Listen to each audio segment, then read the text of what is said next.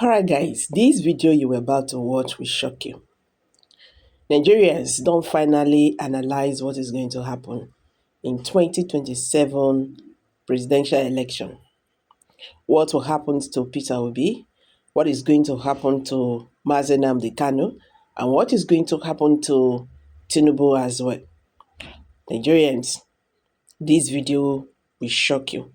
This is not a video you will just like, let me just go through. Please just calm down and watch this video because you see this 2027 Nigerians, according to this video, will speak who will be the Nigerian next president and what is going to be the fate of Mazi Nnamdi Kanu, the leader of the indigenous people of Biafra. So guys, this is Prospect Channel TV. Thank you for always coming out here. If you never subscribe, I beg please do share this video, make it go viral so that Nigerians going to understand what they happen today. So guys, I'm dropping the video right now. I will be right back. Except, I say, go back to what I'm saying, except our political class decided to do the needful, especially opposition. The opposition, all of them, they know who is the most qualified. They know whom they will give tickets before 11 o'clock on that day. Everybody, we don't conclude the election. They know whom they will give tickets, like this ADC. If ADC gave Obi tickets, their work is done 80%. Kanu, of course, that should be a priority for you. How is Kanu doing in Sokoto? Any updates since he started serving his jail term? Yes, I've gone to see him on 2 occasions since I came back from holiday. So I went there first week of January. This last week I was with him.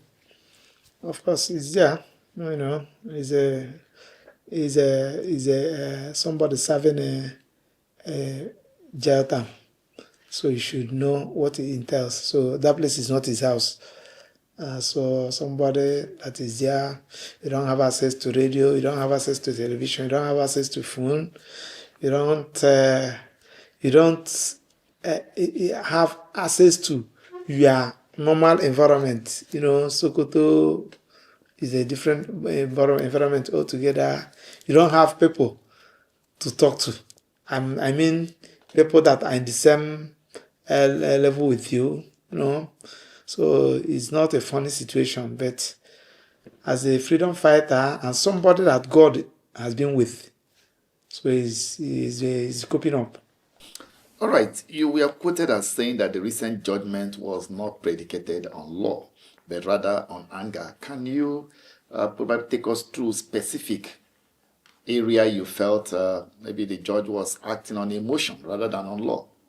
If I go deep in law with respect to that judgment, many people will be lost. Because majority of people that will be watching us are not lawyers. But I just want to get the ones that everybody can know. One, there's what we call fair hearing. Fair hearing is something that you give, you don't need to beg it from anybody. Your own child, Victor, should not beg fair hearing from you. God gave it to everybody.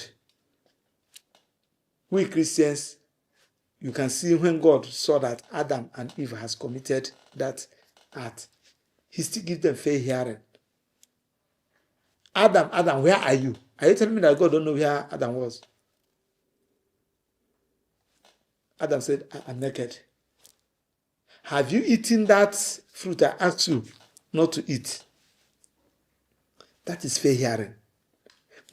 After giving fair hearing, he started passing judgment. He passed judgment on Adam, he passed judgment on Eve, he passed judgment on the Satan, the serpent that deceived them.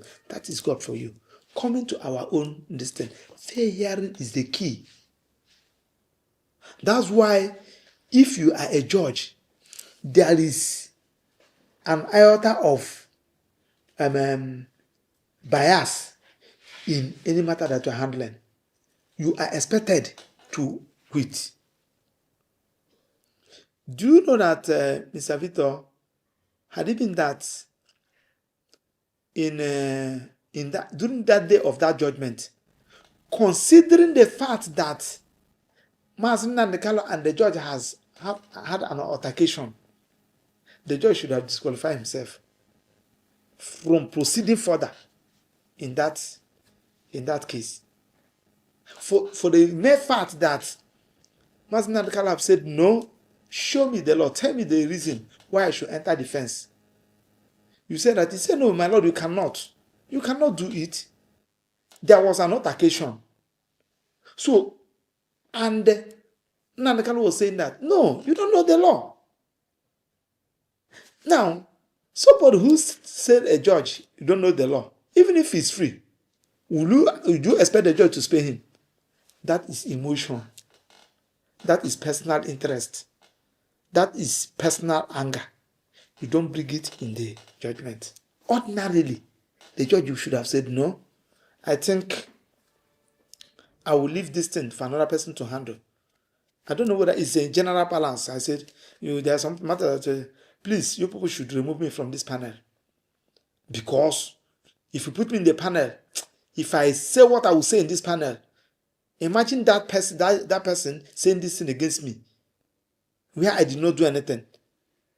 In short, I'm recusing myself. I don't know whether you're getting what I'm saying. Sure. Because what we are trying to show is that you know that you are already angry with that person, either his conduct or the way he comports himself.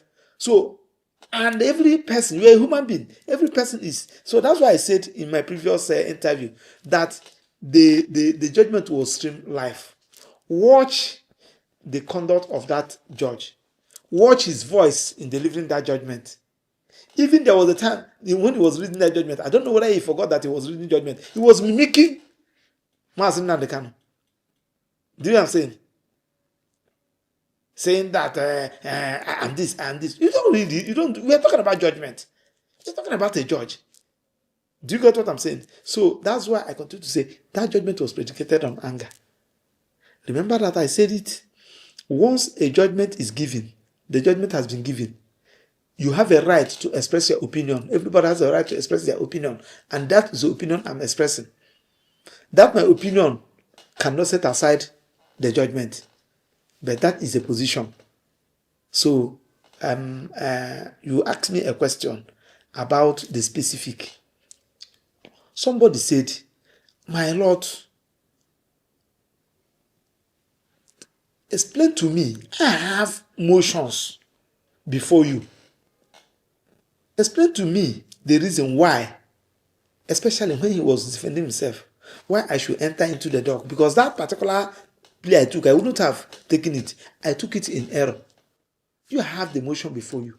You should have given him fair hearing. He hear all those motions. Decide on it in one way or the other. You shouldn't have said that, no, I'm going to. You did not explain to him. That one is on that. 2, you foreclose his right of defense. You foreclose his right of defense. Now, when you foreclose his right of defense, after foreclosing his right of defense, you adjourn the matter for judgment. Not only that you foreclose his right of defense, you foreclose his right of final written address, which is against the order you made at the inception of that trial, where you say that if the defendant, while the prosecution is conducting his trial, if you have any objection for admissibility of any evidence, please reserve it and address it during your final written address.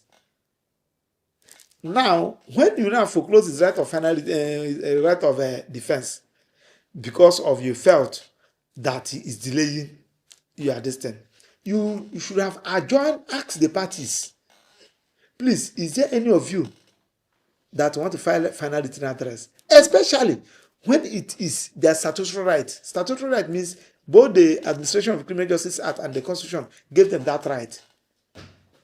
Because the Section 36 of the Constitution said anybody charged with criminal trial is entitled to adequate time and facility. So you should have just given him that time to present his final written address. He even filed a motion to that effect. You did not. You foreclosed him and went ahead to deliver that judgment. And we are saying that it is wrong. That judgment was hastily delivered.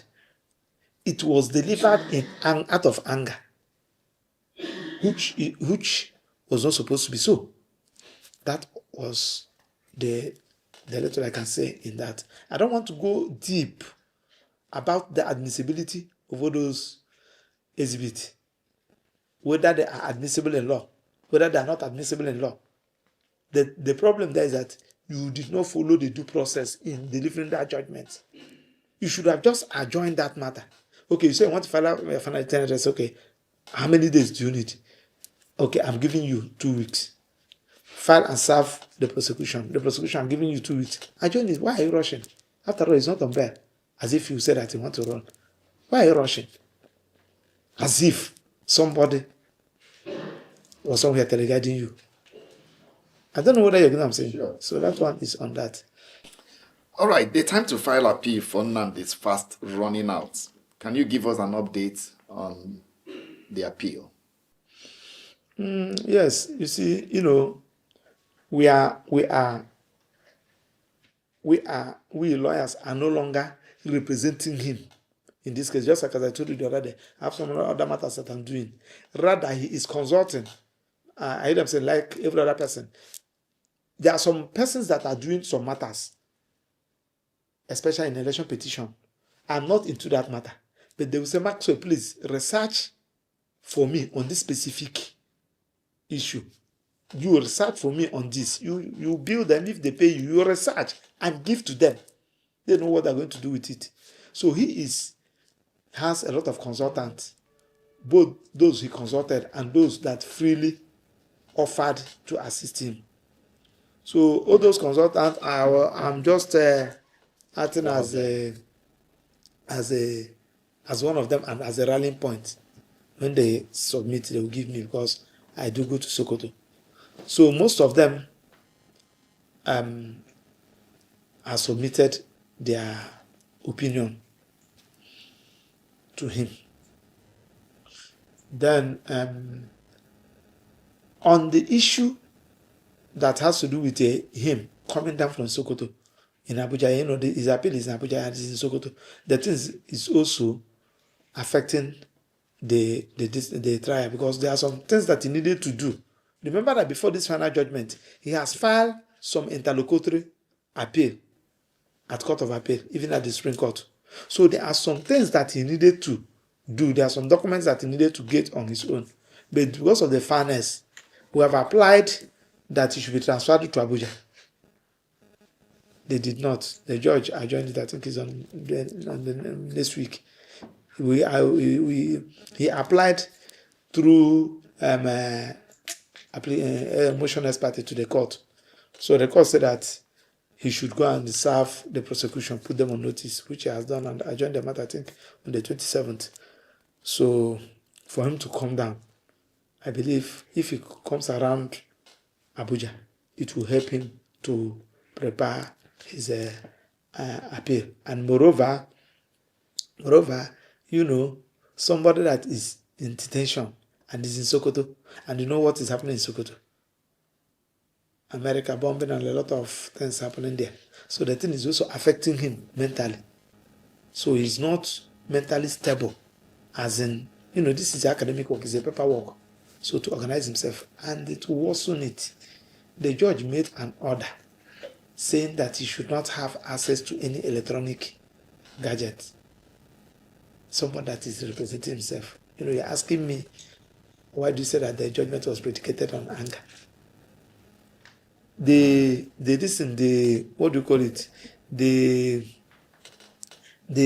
prison custodian authorities say that what they normally do is this: when the judge give judgment, I am saying they will convict somebody and sentence him. They normally give them that opportunity for them to choose the particular place they will fix a particular person. Like now, you cannot You cannot say you convict a female suspect and you say that you are ordering that he should be detained in Kuje Correctional Center, where you know that there is no facility for women there. You may not know. So that's why when you give judgment, you allow the custodian authorities to choose where they put the person. But this one, he said that he should, in that judgment, that he should be kept in any protective custody within Nigeria.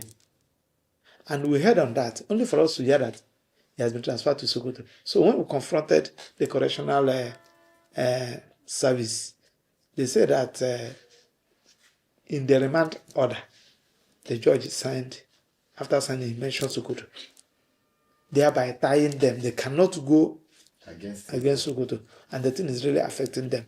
I don't know whether you're getting what I'm saying. Sure. So that was what actually happened. So the thing now, the correctional center said that they cannot allow him access to laptop because as we gather this thing, we just give him. So look at prepare his brief. That is another. That's the laptop. That's the challenge. No desktop, no laptop, no photocopier, no anything. No telephone. Yeah, I don't even. It has been a very big challenge for him. So we have from now to 19th of February. So we are looking for a way to see how we can navigate that. The various these are the various opinions. I think I have about 11 of them here. You know what I'm saying? Both local and within. They sent to me for me to give him. I have given him the hard copy. But the challenges he's having now is that had it been that he have access to this, they would have sent the soft copy to him. So you now choose. Is his case. His case is educated, and he feel that he can handle his matter. So except he changes his mind by asking us to come back and represent him. But that one is his prerogative. Our own is to advise. Personally, I have advised him. I've advised him the reason why we should get lawyers. Are you getting what I'm saying? Yeah. So my own is to advise. Your own is to advise your client. It's now left for your client to take this decision. But I think the challenges he has been having is the way, just like as I told you the other day. The law said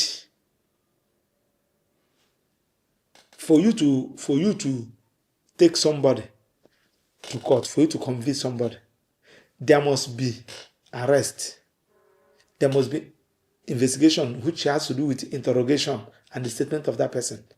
There must be a report by the IPO to the legal department of any security agency. It's for them to now, or to Attorney General, it's for them to now to look at your report and they prefer a charge based on the investigation and the evidence available. But in a situation whereby there was no investigation, there was no interrogation, there was no statement, on what basis did you take somebody to court? And he's expected the lawyer who is acting as a voice of the voiceless, who is acting as solicitor and advocate, his advocate, to advocate for him, to say that this thing is wrong. And even when the lawyer said it, and the judge said no, what I expected to do as the court pleases, at the detriment of your client. Are you getting what I'm saying? Sure. So the way that is the nature, and our rule said your interest is your first duty is to the judge first against your client. Your first duty is to the court first, because you are an officer in the temple of justice. So these are the issues. So in a way, the hands of the lawyers are also tied. Right. There's nothing, especially. No matter what you think. Yeah, I hear what I'm saying. There's nothing you can do. I hear what I'm saying. So if somebody who is not a lawyer who is in court say it's like you did not hear what the judge said. Are you what I'm saying? The man said that you are an imbecile, that you are this. So that is just it. So I believe We are still talking to him anyway. We are still talking to him. I believe we see reason with us, especially just like you said, his time is fast approaching. We have 19th of February. That is when his time of appeal will elapse. Are you looking at the prospect of accelerated hearing at the appeal court, and how soon do you think that can even begin? Though not representing him, but as a consultant. To be honest with you, and I want to say it with a low voice, I can't predict Nigerian judiciary again. I can't predict listen, because when I'm seeing all these things, this year interview, some people will read it, some are going to watch it. Any lawyer who tell you that he can predict something that will come out from our court to this time around, that person is joking. A lot of things are happening. So, but there's nothing one can do about it. So asking me about whether they will give accelerated hearing or not, that I cannot be able to answer. But I believe when he will file his appeal, a lot of things will not take it off from there. I know that quite a lot of Nigerians are eager to know the grounds of appeal, and given your position as somebody who is a constitutional lawyer and someone who is also a consultant in a way to him, what do you think are the strongest grounds of appeal on this matter? Well, the grounds I just like every other person, that this one is the one I did for him. So everybody has his own. So I have many grounds here. One, the issue of a hearing. That's a fundamental ground. That particular ground, it vitiates whatever thing that you are doing. He should have allowed to file that his final written address. That is my major ground. And I have so many other grounds, which time may not permit me to start reading from one grant. One, you see, the Supreme Court directed, is an order that from the Supreme Court directing the prosecution to amend that particular charge, especially that the one that has to do with count 7, so that it will reflect to the correct law. That particular amendment was not complied with. The prosecution did not amend that. They did not amend that particular count 7 as directed. Remember that Supreme Court gave a lot of admonition. One of the things that this matter should continue in that court, that is Federal High Court 3, presided over by Honorable Justice Binta Nyago. So they complied with all those ones. Then the one they said that you should amend, you refused to amend it. And they never said anything about it, even in their trial, in everything. They never said anything. Prosecution never said anything. Of course, they did not file final written address. The judge, in their judgment, on his own, decided to raise it, address it, and they treat it as a mere irregularity and move ahead. So that was why Mazen Kanu said, "My Lord, we are doing their case for them." Then 2, once evidence is being tendered, in the course of judgment, you must evaluate that evidence. You must evaluate that evidence to check and also evaluate the witness that testified. Do you get what I'm saying? Sure. Especially where the prosecution, during the course of their trial, was telling you, "My Lord, we have objection to the admissibility of this particular document, but we shall, just like my Lord directed, we shall raise our grounds of objection during our final written address." My Lord said, "Noted, admitted." Now that you did not give him that opportunity to attack all those exhibits, Rather, you admitted them. And these are the exhibits that you use to convict him and sentence him. I don't know whether you are following. Sure. Now, the issue of a repealed law. Remember that this particular matter started from Bintanyako's court. From Bintanyako's court, it traveled to Court of Appeal, where Court of Appeal discharged and acquitted, discharged Mazen and the Kanu from all those charges, and ordered that he should not be allowed to be tried in any other court. Federal government, who was in court, upon receiving the judgment, they said, "You are talking trash. We are lawless government. We are not going to obey it." They said it by their conduct. You can say something by either by talking, by conduct, by whatever. They said it by their conduct, and they refused to release Mazen Nandekalo and kept him for complete 8 to 9 days. I don't know whether you're getting what I'm saying. Then, and applied for stay of execution in a criminal matter. The first in history since the history of Nigerian jurisprudence. The first where you stay for execution after somebody has been discharged by a court of appeal. You file it.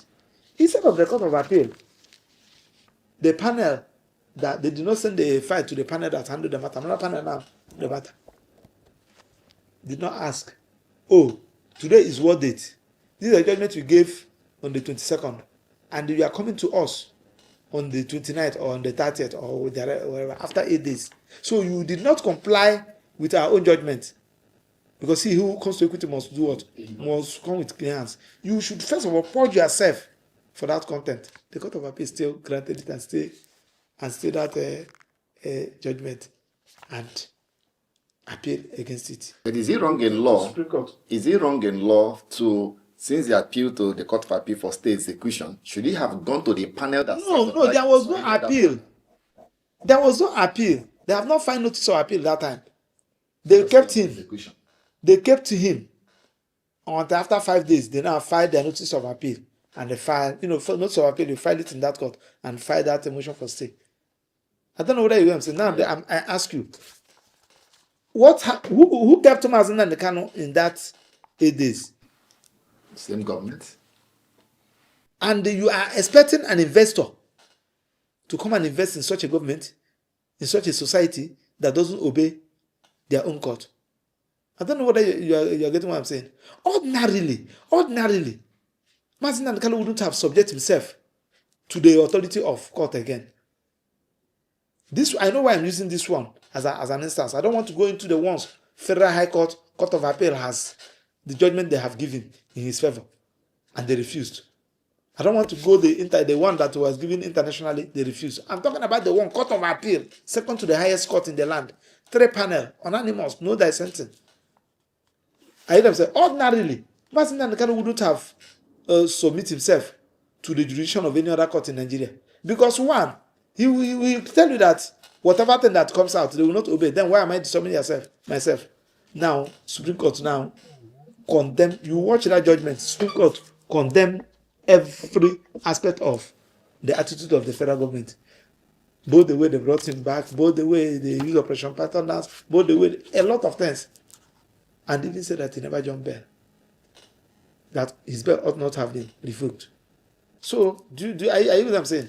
Now, when the matter gets to back Bintanyago, because the essence, the intention of the Supreme Court was that this matter will continue from Bintanyago's court. If the matter continues from Bintanyago's court, there shall be no plea. No new plea, because he has already taken his plea. The only thing there is that he should continue from where he stopped. But Bintanyago now recused herself and send the file to the CJ. The CJ now reassigned that file to a new judge. Start afresh. You see, that is where repealed law came into play. Because one, Mazen Adekara has taken a fresh plea. The presumption is that that particular day he took that plea, that was the day he brought in court. Then the question, what was the law? What was the law before the law in place? Is it 2013 Terrorism Prevention Act or 2022 Terrorism Prohibition and Prevention Act? Which one was in place in that day? I don't know whether you get what I'm saying. So ordinarily, the government prosecution would have amended the charge for it to reflect in the new law. Then they proceeded. That was where Nankalo was telling you that I ought not have taken a plea in that old law. That's where the issue of repealed law came in. Was it an omission on the part of the government team, or was it deliberate mischief? They will be in position to ask. They should be in position to answer that question. I don't want to cast aspersions or say anything that people will say and cast aspersions on them. I don't know their reason, but I don't want to believe that they are not aware, because we are talking about 4 senior advocates and team of lawyers that prosecuted that matter. So I don't want to believe that they are not aware. Their reasons. But if you should ask me, they know the implication. They know the implication. If they brought new charge, amended that particular one and brought new charge, there will be a lot of what do you call it? Preliminary objection. Because that charge was drafted based on the old law. So they know the implications. So they decided, even that particular amendment court asked them to amend, they know the reason why they did not amend it. They decided to leave it like that. Because if they amend it, it have affected the charge itself.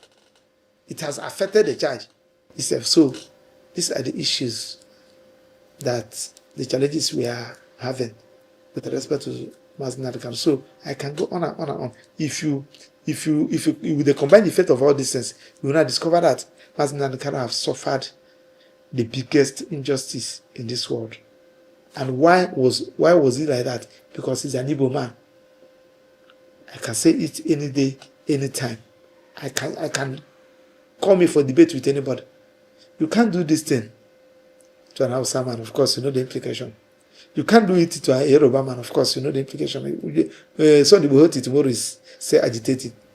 Of course, you can't do it to the person of any middle belt. You can't even do it to the person of the South. They have watched Igbos. We are toothless bulldog, empty vessel, making noise. Even this one that we are even doing. How many Igbos from the senior advocates, how many of them agreed to come out openly to defend, knowing that this young man is innocent, knowing that this young man never committed anything, knowing that this is an attack against the Igbos? They are doing this so that nobody from Igbo land will agitate Biafra again. Let's deal with him, use him as an example. That is what they are doing. And I can say it anytime, any day. But there are those who have argued that the Igbos are their own problems, since that when Igbo had similar problem, the Yorubas, the elite, rallied around. Do you know my problem with all those people? They are ascribing the Igbos as this expired criminals, characters who have as our leaders. That's the people that are seen an Igbo. When you come to a particular state, simply because the governor is misbehaving, the governor don't even know his left and right, then you now say that the governor is the Igbo. Is the governor the Igbo? How many governors can win election in their polling booth in a free and fair election in the whole of Southeast? Anybody who say that he can do that, let us go into debate. How many of them? So when you are talking about Igbos, we know the people that we are talking about. We are talking about men, people of integrity. People will tell you that this thing is wrong. You don't do it to my people.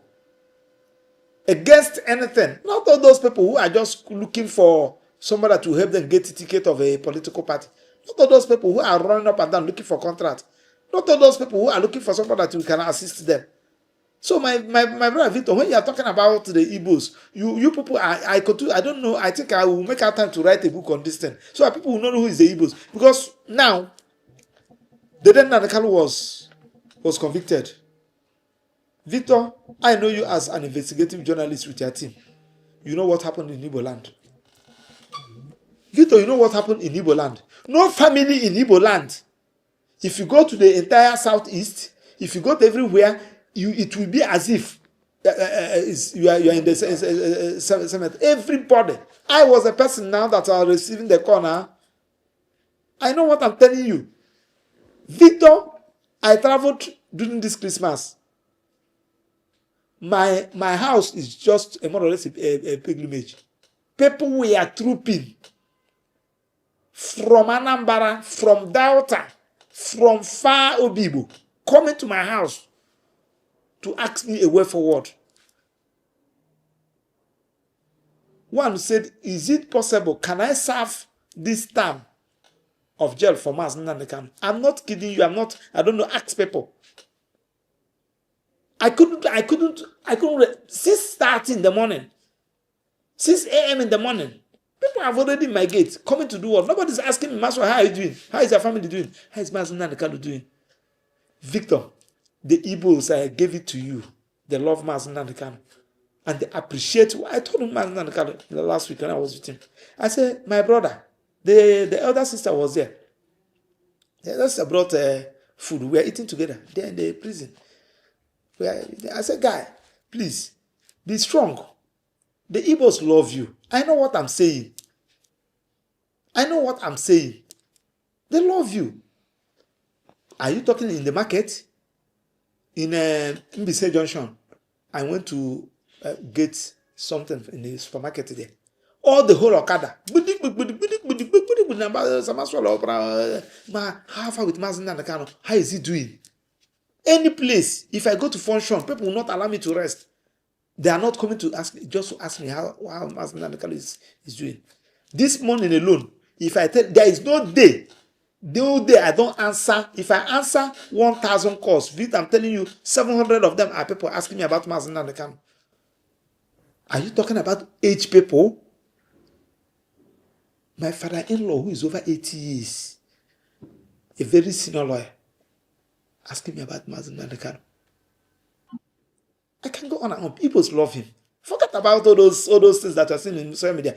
Victor, the day Mazi Nnamdi Kanu will come out, I pray God will keep all of us alive. You witness what will happen. You witness what I'm telling you. There will be a celebration in the whole of Igbo land. I don't say southeast. When I'm talking about Igbo land, you know what I mean. There will be a celebration unstoppable for complete 1 month. Take it to bank. I know what I'm saying. I'm not exaggerating. This is a guy that is putting his life online because of his people. Mazi Nnamdi Kanu is tested and trusted. He's very honest. He's committed in what he's doing. Even in the face of what he's passing through now. And I say, hey, Max, there are some persons, those people that they brought, I left in DSS. What are people doing about it? So they disturb us now. Came in, and they also know. No, Max, most of them are victims of circumstances. This particular distance, I signed for it, and I will go in for it. So those ones are not prepared. I prepared. I think I've told you this thing. Say, Max, if you come and hear that I'm dead, the only befitting burial you people will give me is to make sure that the interest of our people is being protected. Either they give us Biafra or they treat an Igbo man like a citizen of this country. I'm telling you, somebody, so you cannot we say, either my people are being protected, either we have Biafra, the flag of Biafra fly, or my gasket lowered in the grave. What are we talking about? And somebody will be there, say, I'm an Igbo. That's why I love Ezife.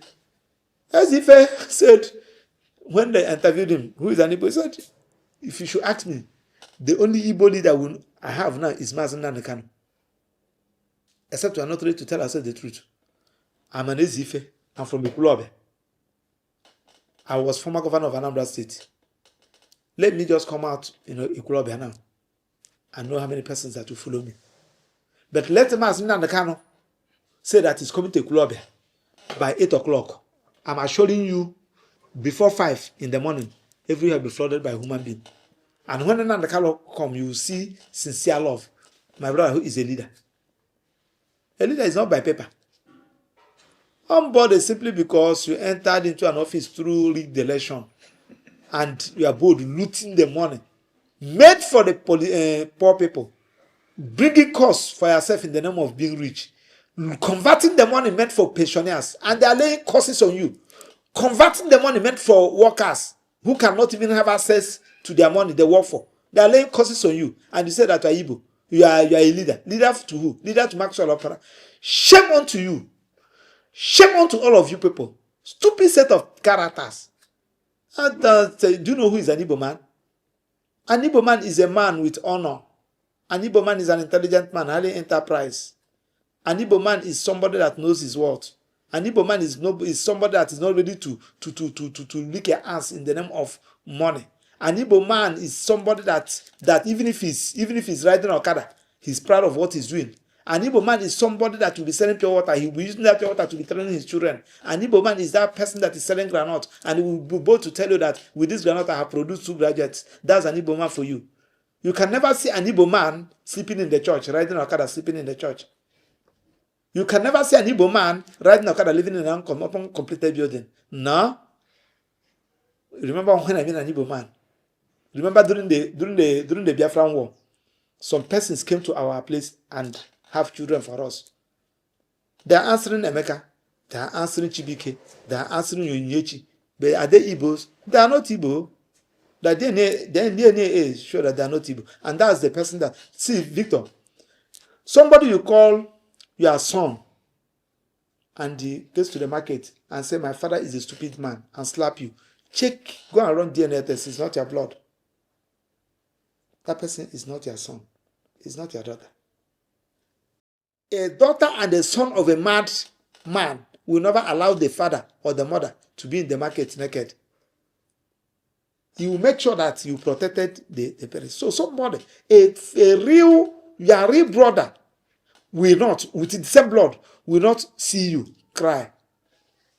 In fact, when he even probably people are fighting and he see blood in your, I don't say, he will start crying. You will see him trying to assist. And you get what I'm saying? That's the person that is fighting you. That is your brother.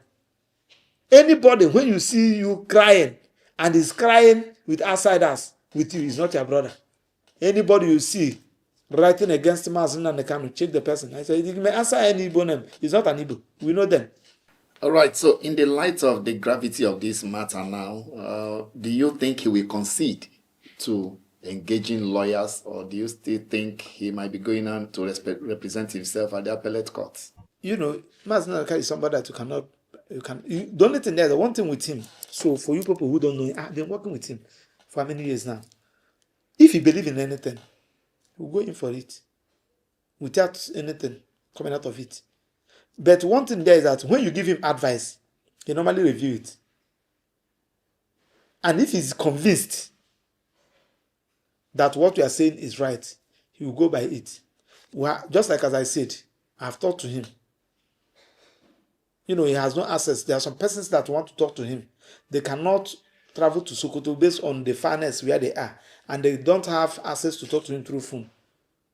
So they just write something to me and some will deliver message. I say, this person they said that I should give you this message, that you should consider this. This person said that, he said, yes, Max, for the fact that you have said it, yes, and this person gave you this message. Some will say, Max, when you tell Nand, mention this sentence before you start telling him. I hear them say, I will say it, Max, I will mention the sentence. I will say, do you know who went this sentence? I say, na Reverend Father this, na Pastor this, na Professor this, na Engineer this. He said this. He said yes.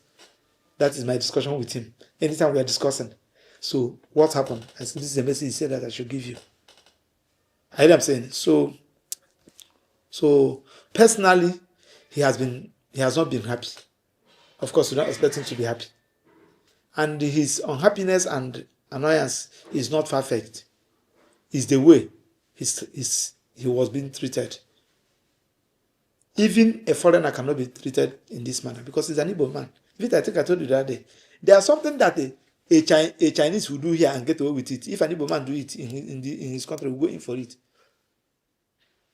Do you know what I'm saying? I told you the other day that flag that was carried, that Russian flag and the Chinese flag that was carried in Kanu and in the north during that end bad governance protest. Had it been that flag, that Chinese and Russian flag, that it was carried in Umuahia, in Enugu, in Onitsha, in Owerri, in any part, in Abakaliki, by now, the whole of Southeast would have been turned into ashes.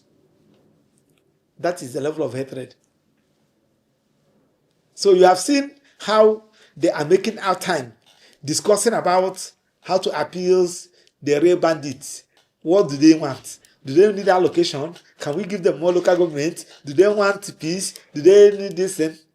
Has anybody discussed about Mazindan Kanu? Has anybody even tried to hear his own side of the story?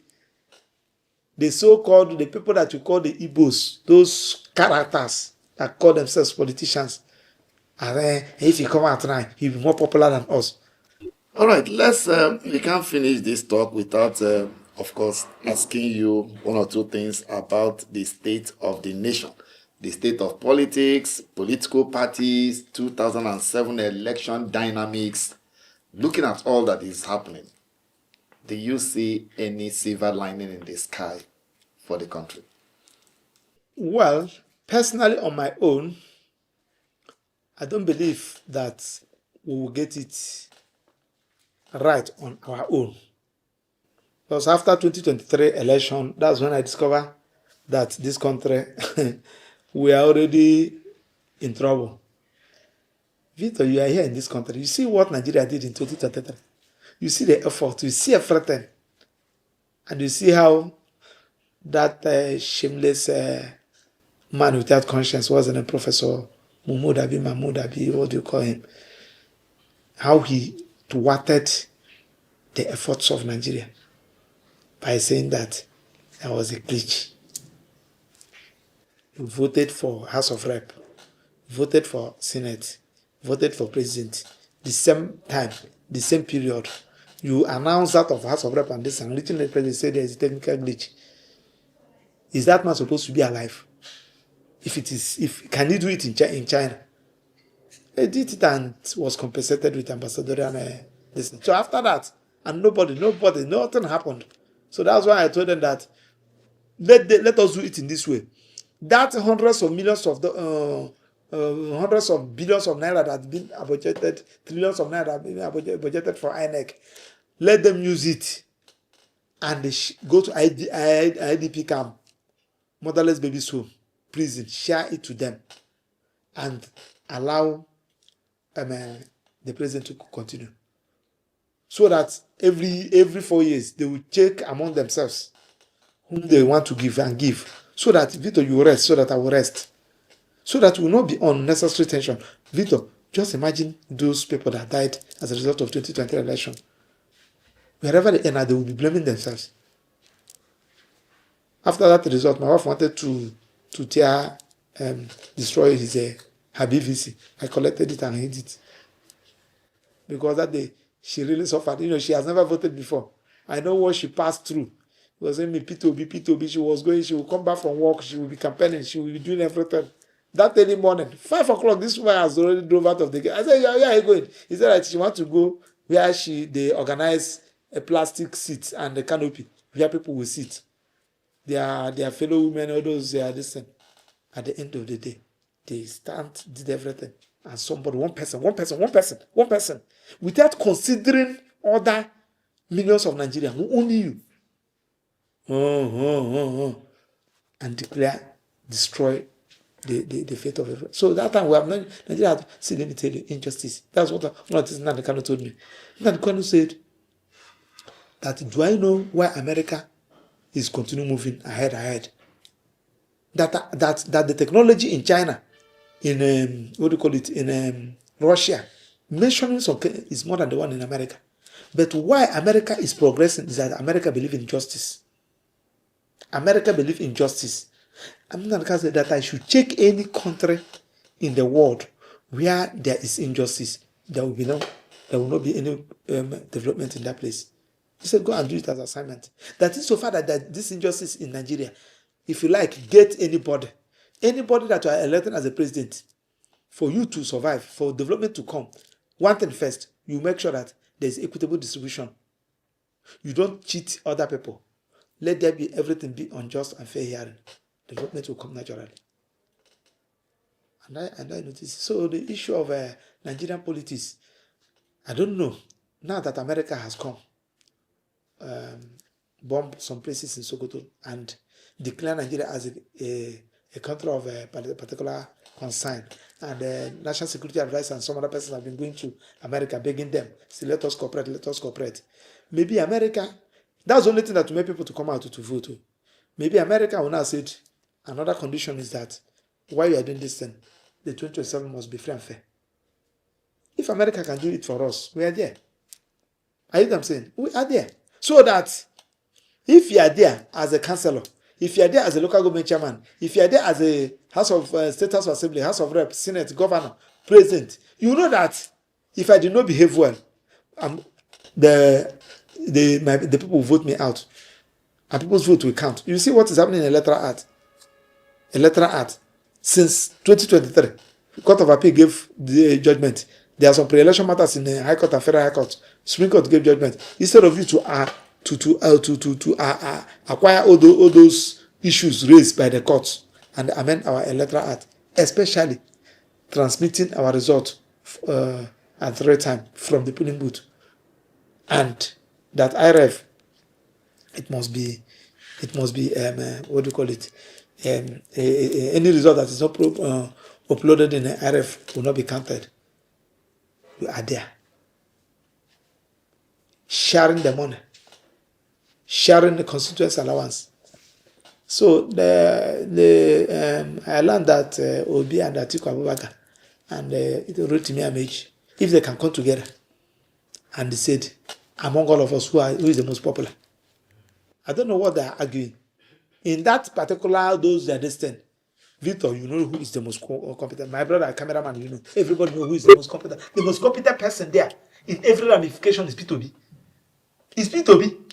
Are you saying that because an Igbo man? No, I'm not that kind of person, for goodness sake. In my chamber here, ask them. My own younger brother in my law office here doesn't occupy any post in my chamber. Jerry is a Yoruba man. If you're competent, you are competent, and that's why I'm progressing. In my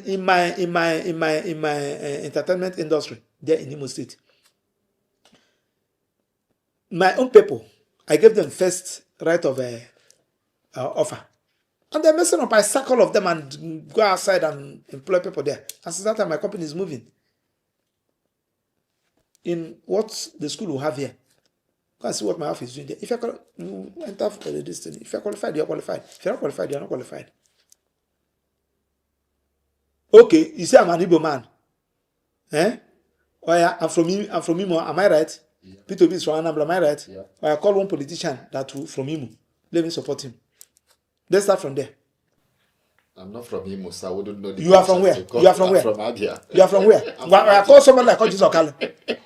Call someone like Oji Zokalo. Why don't you ask me to call Oti? Why you ask me to call Oji Zokalo? Okay, good. If LS Oti now, as I speak now, come out to contest governor of Imo State with my own person from my kindred, I'll vote Oti. If Oti left Abia now, said he's coming to contest for governor of Imo State with any Imo person from my own village, from my own family, if Oti is going to have one vote, it will be my own. What are we talking about? Have you gone to Dubai? Who cares who cares who is the president of Dubai? You have been traveling? Well, all of us, we have been traveling. Have you, all these countries, who cares to know? In fact, they will even call you a very stupid person if you're into politics. The guys that are making money, eating their money as they like, are sports players, footballers, farmers, soldiers, politicians. You can't a footballer can just wake up now and go and buy whatever car he want to buy. But a politician buy ordinary bicycle of 500 pounds. Do you get what I'm saying? Because this is where, but here, who are the richest people here? Politicians. Somebody who has never done anything, simply because you did talks and enter into power. You are moving with what kind of country is this, for goodness sake? And that's why they don't want someone like P2B to come in. And they're telling me, say, is it from Bulgars and Igbo? Peter Obi is the most qualified. He has done it before. Because we don't need much in this country. What we need is to block leakages. To block leakages, remove all this ostentatious life. Save our money. You enjoy, I will enjoy. You have been in this thing. So for 2 days now, no light. This you are seeing is solar. Is that life? But when we get a leader, you will enjoy. I thought it would. In fact, Nigerians don't even need much.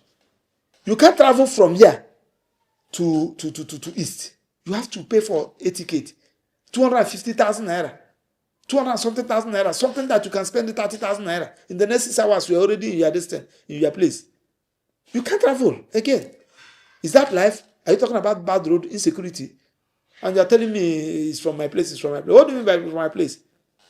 Okay, those people that are governors, are they not, that have all these criminals as governors, are they not suffering it? Somebody who is from Imo now will prefer to be in Aba because of the life, business is back to Aba. Somebody from Ot is from, where is that his place? Isialamba. Ot Arochukwu Isialamba. Ot is from Arochukwu. Whereas, where is the other character that just left? That disaster. Okezie is from Aba. Owashi. It's not true. It's not lying. I'm not telling lies. Okezie Nwaba. Where they say the Nwaba ga Aba. But he entered there for 8 years and just wasted that 8 years for Aba people. Now somebody from all the came to build Aba. I think I gave you this story. My client at where they call that place in Ariara, Kent. He has duplex there, 2-story building. He went to collect loan. The bank were on his neck. The bank wanted to get him arrested. We said, please, we're gonna put that 2-story building for sale. This thing were happening, I think, in 2021. He put to that particular distance, no road to that place. If it's rain, they don't come down. Because the people living downstairs, they have all packed out. He's now living upstairs with the family. He will just come. He put that house. Somebody now priced the house 15 million naira. 2-story building, 15 million naira. He said, okay, bring money. The person ran away. Say, Master. Oti came. Build that place. As I'm talking to you now, somebody has priced that place 210 million naira. He refused. I went there before Christmas when I went to buy souvenir that I will share people for my ceremony. That's what he normally deal on. So he said, nah, Oti has really done it for me, Maxwell. I'm talking about. And that kind of person, that's the person he said that you're going to contest election with. If you are doing what people will know, you don't need to say, we are coming to take over power from Abia State. How are you going to do it? Are you talking to an idiot? Go to Aba, go and rig election now. So that those guys you want to take them back to Egypt. Oh yeah, let's wrap up. As we approach 2027, what's the future of Nigeria? How do you see the future of Nigeria? The future of Nigeria is not bright. Except, I say, go back to what I'm saying, except our political class decided to do the needful, especially opposition. The opposition, all of them, they know who is the most qualified. They know whom they will give ticket. Before 11 o'clock on that day, everybody will don't conclude the election. They know whom they will give ticket, like this ADC. If ADC gave Obi ticket, their work is done 80%. Because now they have people in ADC. I heard them say if they give Obi ticket and agree to work with him, Elofai is there, Amechi is there, Atiku is there, Arabeshola is there, David Mark is there. All these men, I heard them saying, with the support of the masses, it is a done deal. But if you give it another person, Nigerians will not even come out to vote. You know, I don't know whether you have come down to study me. I don't know. Most of the times, I have said when you are talking, you have to be diplomatic. I don't know what you mean by diplomatic. I just want to give it to you as it is. You know that what I'm saying is true. If OT come out to contest election, anything in Nigeria now, Except to those people that want to stooges to be there so that they will be destroying us. Anybody, any progressive mind that want this country to move, I want to see a better society. I want to live in a better society. I don't need much in life. I want to live my life the little time God gave me and enjoy it. I don't want to be thinking about how to pay these children's school fees. What will happen to my street? What happened? Where will I eat? Where is my next food is coming? I want a situation whereby when I work, they will pay me. I use my money. My money will have value. I use it to do other things. I would like a situation whereby when I do work, they give me money. I know that this money is for me and my family. Not for, Victor, you need to see what happened to me in Christmas. If you come to my place in Christmas, they see me in television every time. They see me, I'm a lawyer. And to worsen it, I have a little something that I built in my village. So everybody feels that I'm an ATM machine. And if they ask me, if I say that I don't have, they will say that I'm a wicked person.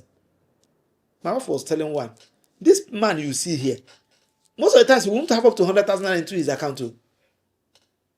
Thank God that I have someone like her. Because if na service, give it to her. Most of the times I will ask, please, say no, I have something. Because one, I can't afford to see. I think I gave you this story. Somebody that secured admission at Imo State University. The mother is selling granite. The father is doing a megad. The girl got, is it 298 or 300 something? Jam, merit, medicine, no money. And this thing, they are about to close admission 2 days before that day. They showed me this. I said, God forbid for me to be here. I closed my account. Go now, go and do the pay acceptance fee. Start registration at least to secure it. The guy is about to enter second year now. Are you know what I'm saying? So if I think that will have provision for that lady, where she can go scholarship or whatever thing, that money would have been in my pocket now. So what is my own?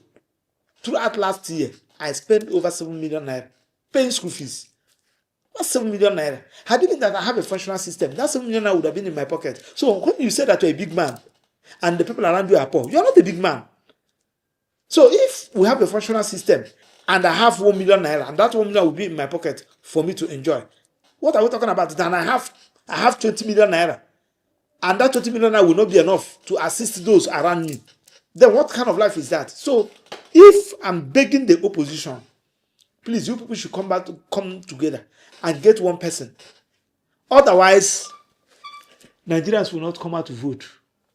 If you don't get any credible person, that will make Nigeria, my elder sister, because of P2B, left to my house to Saburi by 5 a.m. in the morning. Some persons who were living at Pape, who moved to Masaka and Maraba, they came to that primary school to sleep because they know that the motor will not run. They came on that Friday night to sleep with their listen because of P2B. I don't know what I'm saying. P2B know they give shishi. People spend their money. I spend my money. It's because of what? I'm not saying that it's a saint too. I'm not saying that the saint. We are two evils to choose the lesser one. Among all, at least this is the only person that understands our problem. So that is you are asking me the future of Nigeria. Then our youth who should look inwards. I don't know who is advising you. You are trying to go to abroad. If you go to that place, see what these guys are passing through. I think I told them I went to visit one of my village boy. They're in a village guy in a bomb, Germany. I stayed with this guy in his house for 2 days. I cried for this guy. This guy will leave 4 a.m. in the morning to train station. Under freezing weather. My God. Very early in the morning. We'll finish this one, we'll do this one, we'll finish this one, we'll do this one. You come back around 10, 11. We'll be talking, he's already skirt off his shoe. And he put his phone for him to meet up. And the pressure is too much. Everybody calling. You need to see these guys. So when you say that you are going to abroad, it's not as if that the only thing there that when they work, they pay them. And if they pay them that $2,000, $3,000, when they come down to Nigeria here, It's money. So it's not as if I hear them saying so. But when we have it here, correct, Victor, if my local government is functioning, things are moving, workers are working, local government chairman is doing the work with the allocation given to him, everything is moving. What am I doing? What am I doing in Abuja? What am I doing in Abuja? You go back home. I built mansion there. That is the place I come from. I should be doing my practice from there. If I have a matter here, I come down to Abuja, do a matter and go back. Why should I be here? The crowd we are having in Abuja is a pressure from a non-functional system in our various states. That's why everybody is trooping at the center. And I think I told you that we commended President Ahmed Bola Tinubu so that we have a functional local government system as it used to be that time, so that those workers will be patronizing the markets around there. They will build all those places. We will learn to appreciate. People will have reason to do some other things. But everybody is coming here because nothing is happening. There is not even road, grass everywhere in the local government. So the future of Nigeria is in our hand.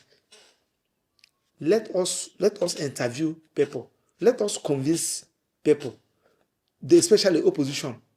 Those who are in political party, let us join political party.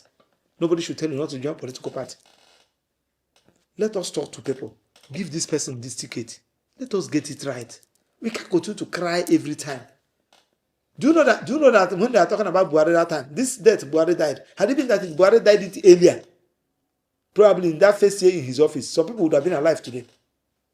This death, he died after causing trouble in Nigeria. Had it been that he died it first year in office, some people would have been alive today. Are you getting what I'm saying? Where somebody, you know that this person is a criminal, this person is a terrorist, you say, forgive him. Treat him as your own fellow human being. Reintegrate them into the system. Together with this Malami, thank God that the DSS are investigating him now. That's what they cost to us. So, this thing now, you don't know who it will be who. Bad government is bad government. Don't say that you are SA, you are this. You come to television, you'll be talking rubbish. You come to television, you'll be talking rubbish. At the end of the day, your brother is a victim. Your mother is a victim. Your relation, everybody. This is our country. We don't have any other country. So let's get it right.